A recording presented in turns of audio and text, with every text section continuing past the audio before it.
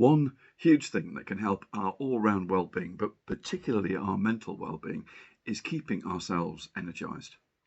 Our energy levels are affected by our diet and our sleep, and how we treat and what we feed our body. But they're also significantly affected by how we treat and what we feed our mind. When we're full of energy, then it boosts our well-being, and challenges in life can seem more surmountable. But when we're out of energy, even the simplest of obstacles can feel impossible. It's our responsibility to keep our batteries charged. We can't rely on anyone else to do it for us. People close to us may help in the same way that someone may give us advice on diet and sleep, but ultimately, taking the time to do the things that will charge our batteries is up to us. Some of the things that energize us, we've already touched on this week. Spending time associating with people that love us and build us up, positive self-talk, being grateful, etc. But there are many other things that can feed our minds and energize us. And there are also things that drain us. We're all different, so what energizes or drains me may be different for you. I mean, an evening spent browsing social media whilst watching TV may be an escape from the pressures of work, but it never makes me feel refreshed or energized when I get out of my chair to go to bed. I know that watching an inspiring film or TV series can fill me with energy. Conversely, I know that soaps leave me drained and definitely not energized. I might want to know what happens next, but I never get up feeling refreshed having watched one.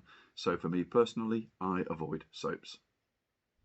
The things that I found that energize me include times of laughter with friends or family, spending time without any distractions, just spending time sharing hopes and dreams with the people we love, listening to a good podcast. I really recommend 13 Minutes to the Moon on BBC Sounds if you like a good tech escape.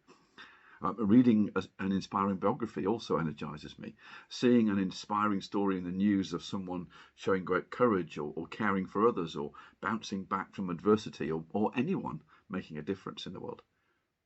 I find I'm energized when I'm working on something that uses my gifts and talents. I'm energized when I'm learning something new, and most recently I've been learning to make chutneys. Might seem a bit basic, but I've really enjoyed that. But learning any new skills or hobbies or cooking or sometimes for people languages or musical instruments, those sort of things can really energize us. I love listening just to some of my favorite music, or for me with my background in engineering, making or fixing things. We know that if we continually feed our bodies with junk food, then our physical well-being will suffer. Similarly, if we continue to feed our minds with junk, then we can be sure that our mental well-being will suffer. As Paul wrote in Galatians, we reap what we sow. So we need to feed our minds with the things that energize us, and we need to manage those things that drain us. As I've already said, we are all different, so what energizes me might not be right for you. But to learn what works for you, it can really help to look back over each day and take note of when you felt energized and when you felt drained.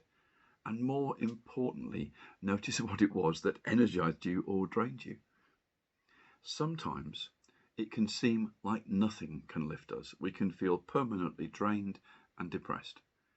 Now, it's not always the case, but feelings like that can be because of things from the past, things that we or others have done that still weigh heavily on us.